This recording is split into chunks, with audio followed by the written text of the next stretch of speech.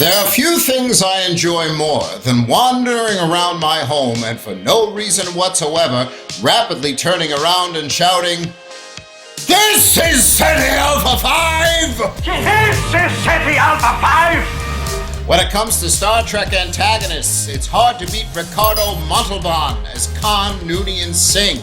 I don't think I'm going to get a lot of pushback on that one. It's time to celebrate the man with pecs for days by taking a look at his first encounter with James Tiberius Kirk. The original series of Star Trek began a hate match for the ages, one that makes Khan willing to chase Kirk round the Moons of Nibia and round the Antares Maelstrom and round perdition's flames. The fireworks begin in the appropriately titled Season 1 classic, Space Sea. Welcome back to SYFY WIRE's Warp Factor Classic Blend. Engage!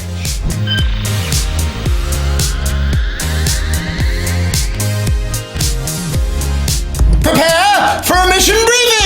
This episode first aired in 1967, but if you haven't seen it, it's new to you. All crew to spoiler stations, but because 1967, yellow alert! The Enterprise encounters the SS Botany Bay, a ship from the 1990s. Spock describes the time to Kirk as a violent period in your history because they contained the Eugenics Wars. All of us, we all remember when they happened. The 90s was something else, huh? Hey, come on. Remember that time when we snuck out to CET? All kinds of eugenics wars. A boarding party, including ship historian Marla McGivers, transports over to the derelict vessel, and they discover that it is a sleeper ship, complete with 84 people in suspended animation. McGivers is immediately taken with the leader, who Kirk saves from a life support malfunction. He'd regret that. Kirk surmises that it could be a prison ship because of the name Botany Bay. That was the name of a penal colony on the shores of Australia, wasn't it? And then he chides McGivers for being so taken with the mysterious man. He's one to talk. McCoy then uncovers the man's augmented nature. He wakes up, and after a game of hide the scalpel with McCoy, he demands to speak to the captain. He tells Kirk that his name is Khan. Khan, nothing else. Khan. Before a banquet in his honor, he rearranges McGivers' hair, and then the two of them fully go at it. Just completely. At the banquet, Khan makes one too many references to Caesar, World Order, and Master Races. Not good. Afterwards, Khan tells McGivers that he's going to take control of the Enterprise and that she's going to help him. Kirk and crew finally discover that Khan is indeed Khan Noonien Singh, a genetically engineered tyrant. From 1992 to 1996, he ruled 1/4 of the Earth. I'm sure we all remember that. The 90s, man! What? No soup for you!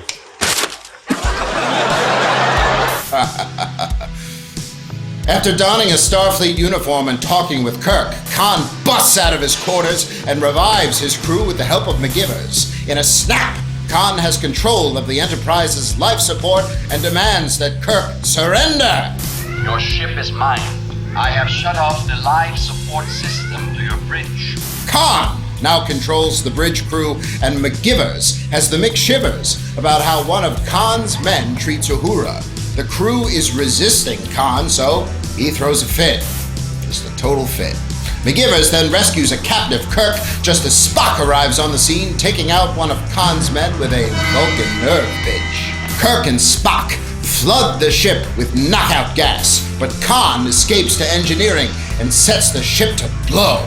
Kirk confronts him. Khan rips a phaser apart with his bare hands, and they start a brawling. Kirk barely manages to overcome Khan, using a metal club. It's really lucky for him. Rather than lock Khan away, Kirk sends him and his crew to SETI Alpha 5, an uninhabited world that they can tame for their own. Rather than face court-martial, McGivers goes with them. Kirk and Spock wonder what crop will sprout from the seed they planted if and when someone returns to SETI Alpha 5 in 100 years. Would be interesting, Captain, to return to that world in 100 years and learn what crop had sprung from the seed you planted today. Sukat! His eyes uncovered! Does Space Seed have plenty of references and secrets planted within? What does God need with a starship? What does God need with a starship? A big yes, and sorry I asked. Obviously, this episode got a major sequel, and it got it in the form of the movie Star Trek II: The Wrath of Khan. Khan and his augment crew are discovered on SYFY Alpha 5 by accident, and it's a wasteland because SYFY Alpha 6 exploded. A native creature to the planet killed many of Khan's crew, including my beloved wife, who we assume was Marla McGivers. Khan blames Admiral Kirk for all of this. He never returned to check up on them, and Khan has built up some wrath.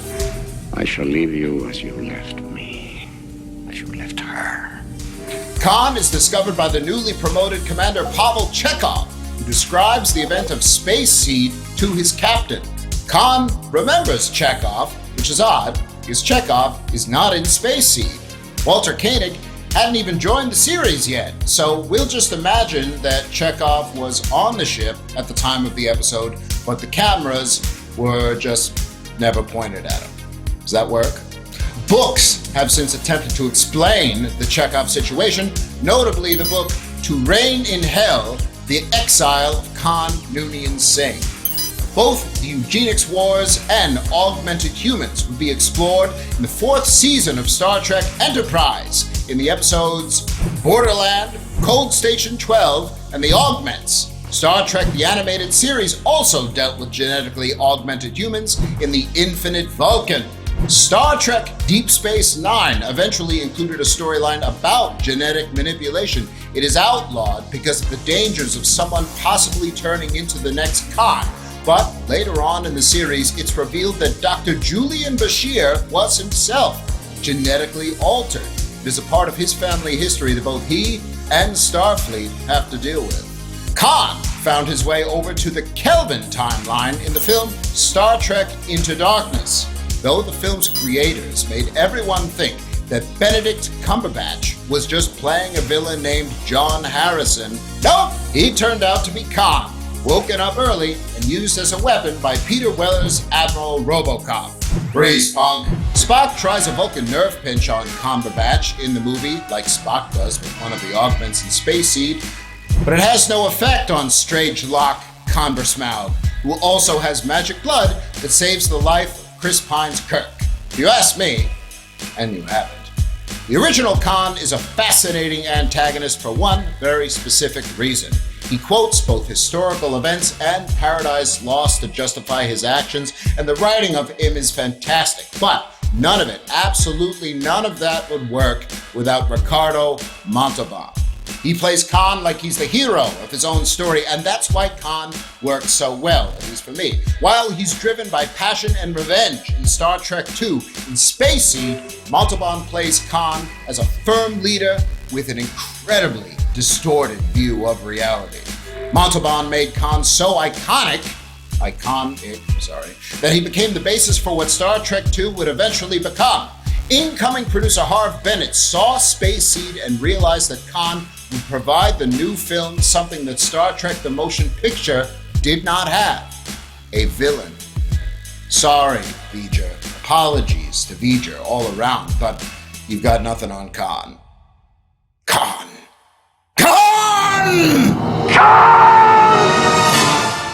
You knew that was coming. Earl Grey never fails. Earl Grey never fails. And Space Seed has enough classic quotes to fill a penal colony. It wouldn't be fair to fill this section with every single line that Khan says in the episode, even though I want to, but I'll keep it to just two. The first being Khan's speech to his newly awakened crew. Trip is over. The battle begins again. Only this time is not the world who win. It's the universe. The line that takes everything, though, is a highly uncomfortable one that Khan gives to the captive crew of the Enterprise. Nothing ever changes. except man. Your technical accomplishments? Improve a mechanical device and you may double productivity. But improve man, you gain 1,000-fold. I am such a man. I am not such a man. There's no way for him to improve Earl Grey, because it never fails. They were Superman in a sense. Stronger, braver, certainly more ambitious, more daring. Gentlemen, this romanticism about a ruthless dictator is... Mr. Spock, we humans have a streak of barbarism in us. Appalling, but there, nevertheless. Will the events of Space Seed have any effect on the future of Trek? Almost certainly. The entire notion of genetic engineering that this episode begins has been revisited plenty of times, and the eugenics wars always have more drama to mine. Khan himself is gone, but as Into Darkness proved, Trek creators love finding ways to bring him back. The USS Discovery has been flung to the far future, so who knows if there's been another round of eugenics wars, this time not in the 90s. I'd say that Star Trek Strange New Worlds could run into another sleeper ship, possibly carrying another exiled Napoleon from the 90s, but that's something that Spock would remember. Speaking of Spock, it's interesting to think of the time that he crush a watch. Nope, wrong series. Come on. Hailing frequencies open. Our hailing frequencies are open once again. Be sure to share your thoughts on Space Seed, Star Trek II, Khan, Conversmouth, genetic engineering, Doctor Strange, the eugenics wars, the 1990s, Saved by the Bell, or anything else. In response to our episode covering Shuttlepod 1, one viewer writes, "Please don't sing again." No promises. Another viewer writes, "Great singing voice. Can you do Actu and Melota?" Well, I'm a little rusty, but sure. Actu Melota. Actu. It is better to rule in hell than serve in heaven, as Khan quotes. He does end up ruling in the hell that SETI Alpha 5 became, and all it got him was a dead wife, a dead crew, and half of his face blown off right before he blew up himself. Kirk should have shipped him off to Fantasy Island instead. Everything would have worked out. Sorry. Actu Melota. Yeah, I'm a little rusty.